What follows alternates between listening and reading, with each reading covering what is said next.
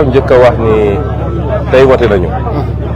mën na bett Sénégalais yu bëri parce que ay weeri weer amul lu ñu deful pour tere ma mun a nekk candidat wala mu mun a wote commencé na fii si Coor bi ñu ñëwee fii gagné suñu procès mu dellu Ndakaaru ñu gagné suñu procès waaye malgré tout administration bañ na ci ndigalu ñi yor nguur gi ne du ma jox samay fiche de parrainage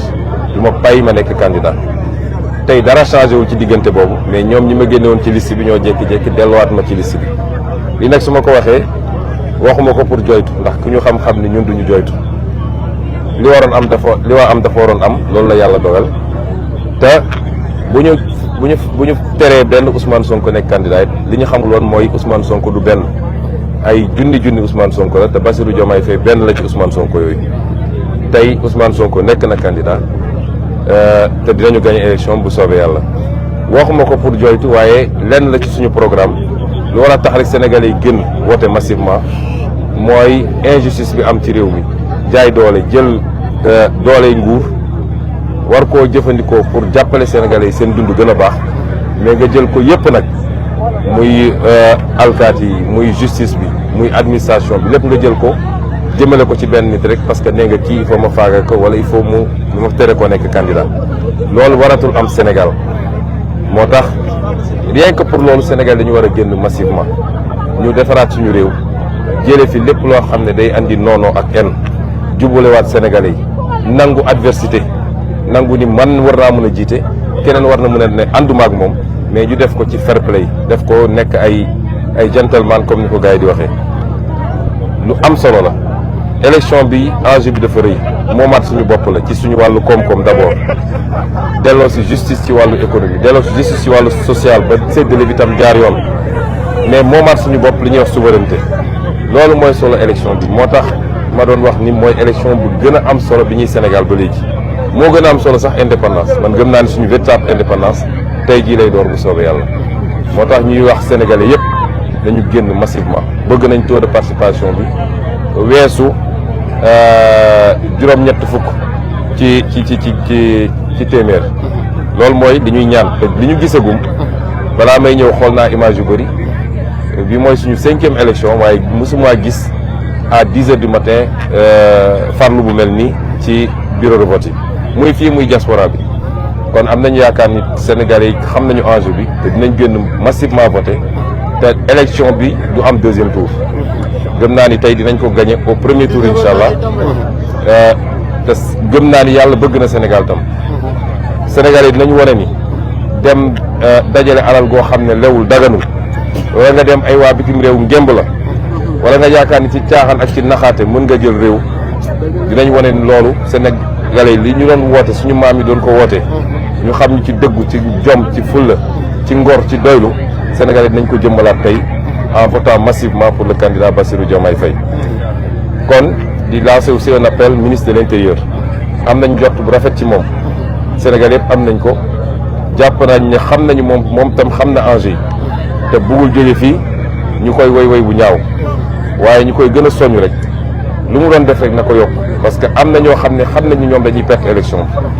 seen pexe yëpp mooy nu ñuy def ba perturber ko loolu tam ñu ciy dellu lancer appel ministre de l'intérieur mu renforcer kaaraange électeurs yi Sénégal yëpp mën a génn voter ci seen teyu bakkan ñibbi seen kër tranquillement ngoon ñi dépouiller ñu xam tendance yi teel a leer ñu xam ni victoire bi fii la féete di continuer lancer aussi un appel à toutes les populations mais particulièrement ndaw ñi parce que ndaw ñi xam nañ li xew waaye ñoom ñoo mën a gën a sécuriser vote bi lañ leen doon wax rek bu ñu nangu ñuy jëlee ay nit feneen ñoo xam ne bokkuñu ci réew mi gis nañ liñ fi xew démb Ziguinchor te ñu ngi koy signaler feneen ak feneen booru Mauritanie ak peut-être frontière gambienne bi dégg nañ li xew démb fële Nord Fogny ay bus yu doon jógee Gambie di ñëw loolu it na ci jeunes yi jël seen farlu seen matuwaay ñoom ñoo mën a sécuriser vote bi seen avenir moom la ñuy jouer tey nañu xool fu nekk nit ñi xamante nañu fii ma nekk nii fii laa yaroo ñun xamante nañu bu ñu bëggee importer nit yu jógee beneen réew ñëw jeunes yi nañ jël seen responsabilité ba ñoom du ñu voté ku fi ñëwit ak ay mallette d'argent am taxaw ci buntu bureau de vote yi naan day jënd ay nit na jeunes yi digaaleeg moom parce que loolu loi moo ko njëkk a interdire jàpp naa loolu yëpp bu ñu ko dajalee tey ci ngoon bu soobee yàlla Sénégal dina am un nouveau président di président bu jub président bu compétent président bu xarañ waaye dina am une nouvelle équipe parce que jiitaluñu nit rek def ko ab yonent waaye dañoo am projet boobu moo tax bu ñu gàllankooree Massamba ma dem ba mun koo continuer te loolu la ñu yéene Sénégal te xam naa ne Sénégal yéene nañ ko seen bopp kon ñu ngi leen di gërëm di leen sant. merci du candidat Bassirou Diomaye Faye. La réforme de l'État et de l'administration, pour que les injustices cessent et pour que plus jamais l'État ne soit détourné de sa véritable mission, celle de servir le peuple et non pas celle de servir des causes politiques. Ceci dit, j'ai dit que c'est une journée qui démarre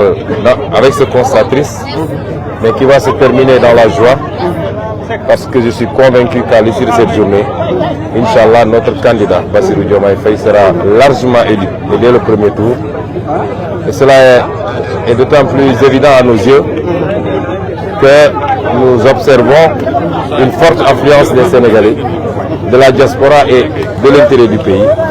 Je crois qu'on n'a jamais vu une telle affluence dès les premières heures du scrutin. Et nous savons que cette affluence-là est due particulièrement à notre candidature. Et cette affluence est particulièrement jeune aujourd'hui. Ils avaient chantonné partout que ces jeunes ne voteraient pas. Et nous nous rendons compte qu'ils sont massivement venus dans les bureaux de vote dès 6 h du matin, 7 h du matin. Cette affluence est également générale, les femmes, les personnes âgées. Et nous sommes convaincus qu'à l'issue de cette journée, la victoire sera éclatante. Et que ce soir, Inch'Allah, à 21 h, nous aurons les premières tendances qui montreront que le candidat Bassirou Diomaye Faye passe à plus de 50%, à largement plus de 50% du suffrage. Vous avez certainement eu des échos au niveau national. Qu'est-ce qu'on peut retenir? Pour le moment, on ne nous a pas encore signalé d'incident. En tout cas, pas d'incident majeur. Nous souhaitons que cette journée se déroule de cette manière-là jusqu'à la fin, qu'il n'y ait pas d'incident, que les Sénégalais sortent voter massivement. Ils vont le faire parce qu'ils comprennent les enjeux. Contrairement à ce que les politiciens de l'autre bord croient, les Sénégalais comprennent les enjeux. Et l'enjeu d'aujourd'hui, c'est de montrer que le mensonge, la roublardise, l'argent sale ne l'emporteront jamais sur la vertu et la vérité.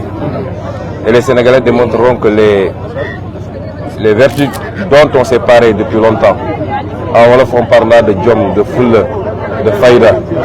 de Coléré, que toutes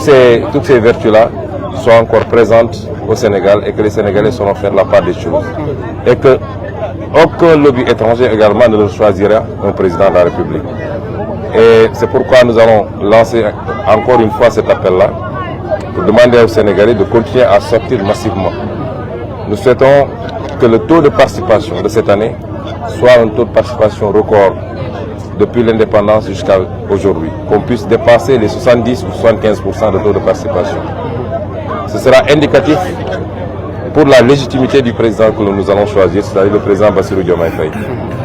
Nous lançons cet appel-là, mais nous lançons également un appel à la vigilance, particulièrement des jeunes qui continuent d'organiser les rondes et les brigades de surveillance et de sécurisation des élections.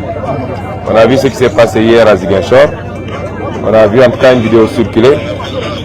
qui faisait état de Bissau-Guinéens qui auraient été transportés par des acteurs politiques locaux pour venir voter au Sénégal. Nous avons toujours dit aux jeunes que c'est à vous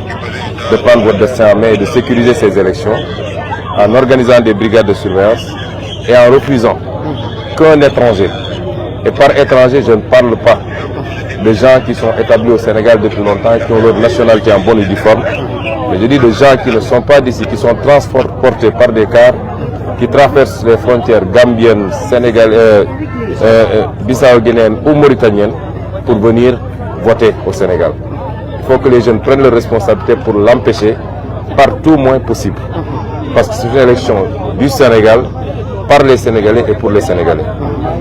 Et je lancerai également un dernier appel au calme, à la sérénité. En tout cas, nous n'avons aucun intérêt à ce que ces élections soient perturbées parce que nous allons les gagner, c'est prêt à Dieu.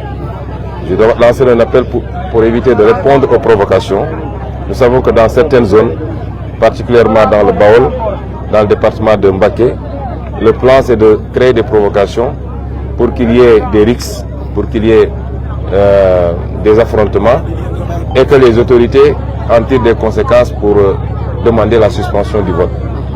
Nous demandons à tout le monde de garder son calme, sa sérénité et nous lançons un dernier appel au ministre de l'Intérieur